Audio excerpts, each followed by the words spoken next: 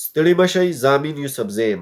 د هند او پاکستان ترمنځ روانه شخړه لا تر اوسه سړه نه ده، بلکې تازه خبر دا دی چې د دواړو ترمنځ د جګړې امکانات لا زیات شوي دي. د پاکستان د پوځ د کور کمانډرانو ترمنځ یو خصوصي غونډه شوې ده، او د دې غونډې تر مخه یو ځل بیا د پاکستان له اړخه دا دعوه شوې ده چې که هندوستان حمله وکړه، پاکستان به یې ځواب خامخا ورکوي. د پاکستان د اطلاعاتو وزیر عطا تارڼ یو نړیوالې رسنۍ CNN نیټورک ته په خپله مرکه کې ویلي دي چې هندوستان کله هم په موږ حمله کولی شي. که څه هم هغه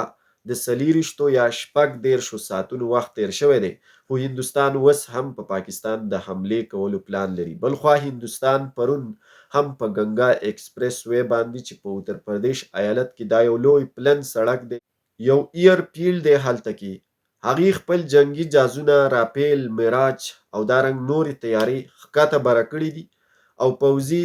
چارو عمل یا مشقې ترسره کړی دی. دا حالات موږ ته دا ښایي چې دواړه هیوادونه اوس هم د یو بل جګړې ته تیار دي، خو البته پاکستان غواړي چې دا شخړه سړه شي او جنگ ونشي.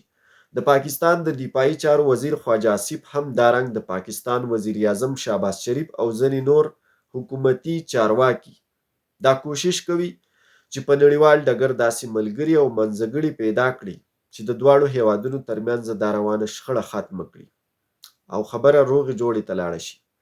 د پاکستان وزیر اعظم شهباز شریف د ملګرو ملتونو څخه دا غوښتنه هم کړې ده چې هند په پاکستان کم تورونه پورې کړي دي، یعنی د کشمیر د ترهګریزې پیښې کم تور چې هندوستان په پاکستان لګولی دی، د دغه پیښې دی په نړیوال ډګر باندې تحقیقات او یو غیر جانبداره پلټنې وشي. حقیقت دې رابرسېره شي چې آیا پاکستان رښتیا د دغه حملې پر شا باندې لاس دی، پاکستان رښتیا دا حمله کړې ده او که هندوستان هسې وچ په وچه په پاکستان تورونه لګوي یا په نړیواله کچه باندې د پاکستان سیاسي ایمیج خرابول غواړي. بلخوا د پاکستان د اعلی چارواکو تر مخه دا دعوه هم شوې ده چې شاید هندوستان دا حمله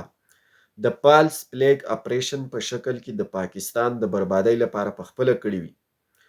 ځکه ځینې ریپورټونه هم دا ښایي او په خاصه توګه د پاکستان د بهرنیو چارو وزیر اسحاق ډار هم څو ورځې مخکې په هند دا تور پورې کړی و چې دا د هندوستان یو خفیه ناوړه پلان د پاکستان پر ضد کېدلی شي. هغه دا خبره په دې ثبوت رامخې ته کړه چې کله په کشمیر کې دغه حمله وشوه نو هندوستان په 10 منټه کې دننه سیده بغیر له څه پلټنو او څه ثبوت ښکاره کولو په پاکستان الزامات ولګول. دا ضرور د هند د پاکستان په خلاف یو ناوړه سازش کېدلی شي،